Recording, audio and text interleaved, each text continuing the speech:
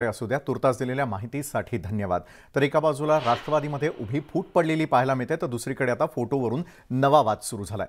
तर वळूयात पुढच्या बातमीकडे। अजित पवारांसह राष्ट्रवादीच्या 9 जणांचा मंत्रिमंडळामध्ये समावेश झाल्यानंतर त्यांना कोणतं खातं मिळणार आहे याची उत्सुकता लागून होती। अखेरीस ही उत्सुकता लवकरच संपणार असल्याचं समोर आलंय। राष्ट्रवादी मंत्र्यांचं संभाव्य खाते वाटपाची यादी न्यूज 18 लोकमतच्या हाती लागलेली आहे आणि या यादीनुसार उपमुख्यमंत्री अजित पवारांना महसूल खातं मिळणार आहे, तर छगन भुजबळांकडे ओबीसी कल्याण खात्याची जबाबदारी सोपवण्यात येऊ शकते। दिलीप वळसे पाटील यांच्याकडे संसदीय कार्य आणि कृषी, तर अदिती तटकरेंकडे महिला आणि बालविकास खात्याची जबाबदारी सोपवली जाऊ शकते। ही यादी राज्यपालांच्या मंजुरीसाठी राजभवनाकडे पाठवल्याची माहिती देखील समोर येते।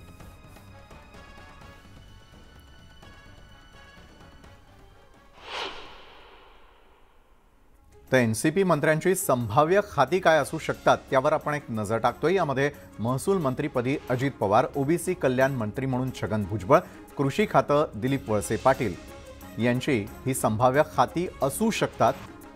त्यानंतर कामगार कल्याण मंत्री या ठिकाणी हसन मुश्रीफ, महिला आणि बालविकाससाठी अदिती तटकरे आणि समाज कल्याणसाठी धनंजय मुंडे यांच्या नावाची देखील चर्चा सुरू आहे। एनसीपीच्या मंत्र्यांची ही संभाव्य खाती आपण पाहतोय।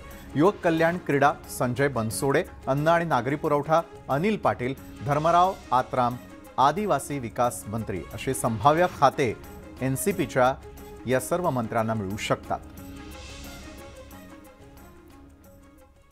मुख्यमंत्री एकनाथ शिंदे हे राज्य मंत्रिमंडळाचा आणखी एकदा विस्तार केल्यानंतरच एकत्रितपणे खाते वाटप जाहीर करतील की आधी राष्ट्रवादी काँग्रेसच्या मंत्र्यांचं खाते वाटप जाहीर केलं जाईल, याबाबतचा पेच मुख्यमंत्री एकनाथ शिंदे कसा सोडवतात याबाबत आता उत्सुकता आहे।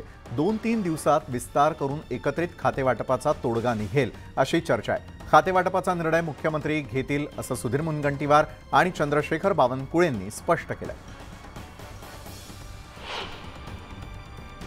काही महत्त्वाच्या कामामुळे खाते वाटप काही क्षणासाठी थांबलाय, तेही खाते वाटप होईल आणि खाती वाटली नाही म्हणून आता ते खातं निराधार झालंय, अनाथ आहे असं नाही। ती खाती मुख्यमंत्री महोदय, उपमुख्यमंत्री महोदय आणि आम्ही सर्व मंत्री सांभाळतोय। जेवढं जास्तीत जास्त लोक जुळतील आणि वेगवेगळ्या विचारधारेचे वेगवेगळ्या पक्षाचे लोक जेव्हा एका विचारधारेला जुळतात, तेव्हा देश हेच समोर ठेवून, महाराष्ट्राचे हित समोर ठेवून, देशाचे हित समोर ठेवून, हेच समोर ठेवून, महाराष्ट्राचे हित समोर ठेवून, देशाचे हित समोर ठेवून काही गोष्टी जीवनामध्ये कॉम्प्रोमाइज कराव्या लागतात। त्यामुळं याला कोणतं खातं मिळेल, त्यांना कोणतं खातं मिळेल, शेवटी सरकार आहे। सरकार हे तिघही नेते जे आहेत, देवेंद्रजी, एकनाथजी आणि माननीय अजित पवार साहेब, हे दोघंही तिघही नेते आमचे इफिशियंट नेते आहेत आणि मला वाटतं कुठलं खातं कोणाला देण्यापेक्षा हे सरकार मजबूतीने चाललं पाहिजे। महाराष्ट्राचा सत्ता संघर्ष पुन्हा एकदा सर्वोच्च न्यायालयासमोर आलाय।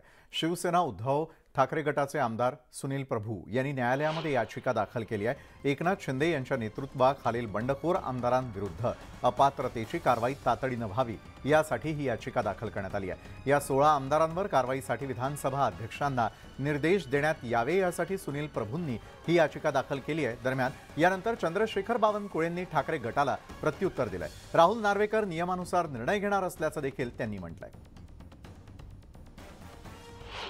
सर, अजित पवारांसह इतर जे 9 मंत्री शपथ घेतलेले आहेत त्यांना अपात्र करा अशा पद्धतीचं पत्र जयंत पाटलांनी तुम्हाला दिलेलं पक्षाचा अध्यक्ष म्हणून। आता तुम्हाला ठरवावं लागणार आहे की पक्ष कुणाचा, चिन्ह कुणाकडे आहे, संख्याबळ कुणाकडे, किती दिवसांमध्ये ही सगळी प्रक्रिया होऊ शकते, कारण दोन्ही गटाकडून मागणी सगळे नियमांचं पालन करून, संविधानिक प्रविधान जेवढे आहेत त्या सगळ्यांचं पालन करून उचित निर्णय उचित वेळी घेऊ। असं आहे ते नियमात जे काही असेल ते अध्यक्ष हे स्वतः वकील आहेत आणि त्यामुळं राहुल नार्वेकरजी जे काही निर्णय देतील किंवा दिला असेल किंवा देणार असेल, मला वाटते नियमात देतील। आणि राहिला उद्धव ठाकरेचा प्रश्न, ते कुठेही जातात किंवा त्यांना जाण्याचा अधिकार आहे। विधानसभा अध्यक्ष राहुल नार्वेकरांनी अजित